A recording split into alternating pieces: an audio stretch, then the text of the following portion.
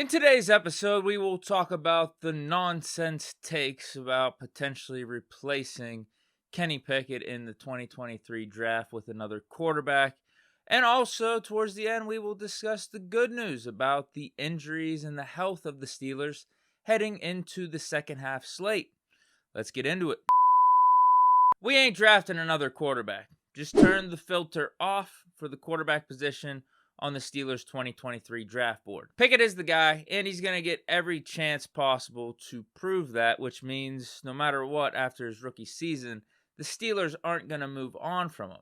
And in my humble opinion, with those opportunities Pickett gets, I think he will make the most of it and prove that he should be the guy going forward. But the reason we're even talking about this is because former Steeler and now ESPN analyst Ryan Clark pondered at the idea of the Steelers potentially moving on from KP8 in the offseason. Says you never know where they might be in this draft, and this is going to be a quarterback-rich draft in which the last one wasn't. Just because we drafted you last year doesn't mean we have to keep you, and you can look no further than the Arizona Cardinals drafting Kyler Murray 1 year after drafting Josh Rosen. Okay, let's play along here. The top 3 quarterbacks in the upcoming draft are C.J. Stroud, Bryce Young, and Will Levis, all projected to go in the top 10, potentially in the top 5. Here's my take. Just because these dudes are considered really good prospects doesn't mean they're automatically going to be amazing in the NFL. We know this.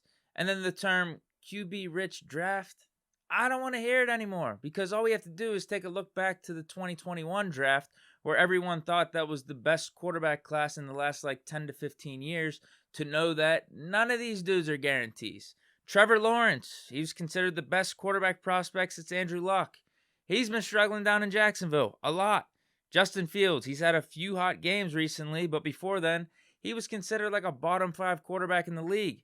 Trey Lance can't even get on the field, and when he does, it's been bad. Zach Wilson, he has his ups and downs, but the verdict is really still out on him. And Mac Jones, he made a Pro Bowl in his rookie season, but has vastly regressed in his sophomore year. All those dudes I just mentioned, studs in college, can't miss prospects, right? What makes you think Bryce Young, C.J. Stroud, or Levis is going to be any different? Not saying these dudes like Lawrence, Fields, or Wilson can't end up being solid quarterbacks and good quarterbacks for their respective teams long term. I'm just using them as an example to show, hey, we're 2 years in and the verdict is still out on all of them. So what makes you think that won't be the case for any other rookie quarterback coming in? Because that draft class with Lawrence, Fields, and Wilson was supposed to be can't miss. Those were supposed to be easy picks and were going to be the future franchise quarterbacks way sooner rather than later. But as we're seeing, it's been the opposite for those guys. And I feel like it's just a bad business decision. Why would you move on from a guy that you just used a highly valued resource on in a first-round pick the year prior and draft a guy at the same position with another first-round pick?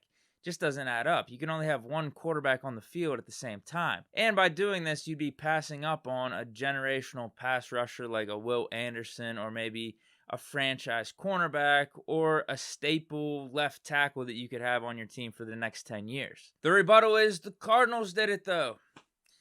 The Cardinals were in a very different situation than the Pittsburgh Steelers. There was a regime change between the Rosen pick and the Kyler Murray pick. Kingsbury had no ties to Rosen, and he was brought in to run his college-style spread offense, which just so happens to be perfectly tailored to a guy like Kyler Murray. And it's not like they kept Josh Rosen around. Right after the draft, they traded him to the Dolphins for a second-round pick. Whereas for the Steelers, no regime change. We know Tomlin's going to be around. And you really think he's that eager to move off of the guy he was so excited to draft in the first round, where all the other quarterbacks were available in this 2022 draft? I don't think so. And the whole premise of the Steelers even getting a new quarterback next year comes from the hypothetical that you think the Steelers are going to suck in the second half, get a top 3 pick, Pickett's going to struggle. But me, personally, I think it's going to be the opposite. I think the Steelers are going to do good in the second half of the season. They're going to go on a little bit of a run. Pickett is going to continue to improve, and we won't be drafting in the top 3. So I don't really know what the point is of having this conversation right now, but Ryan Clark brought it up, and I'm not really sure why he did. Because either way you stand on it, all right, maybe you do think the Steelers aren't going to have a good second half. we still need to see it play out. But even if they do struggle and we do have like a top 5 pick, I still think we're rolling with Pickett for all the reasons that I talked about. Now on to the injury updates. Looks like DeMonte Casey is going to be getting cleared before our Week 10 game against the Saints. Suffered an arm injury in the last preseason game against the Lions and was put on IR. Then got suspended during his time off for violating the NFL substance abuse policy. But it really didn't matter because his suspension counted towards the games that he was missing while on IR. So he's good off that. And then also some other news came out about his injury. He dislocated his wrist, but then it was popped back in before surgery. Either way, it looks like we are finally at the end of the when will DeMonte Casey finally play saga, as he's expected to be activated before Week 10. I'm not sure exactly what type of role he'll have in his first game back. I do know, though, he played really good in the preseason. Him and Terrell Edmunds were a really damn good tandem out there. Will he play some slot cornerback for us? Will he maybe play some free safety and let Minka roam around the field a little bit more and just do his own thing? Who knows? But either way, it should help our defense. In other injury news, though, the reigning depoy is back. I feel bad for the Saints. Not really, though. That's it for this edition of Big Deke News. Let me know what you guys think of some of the topics that were discussed on today's episode down in the comments.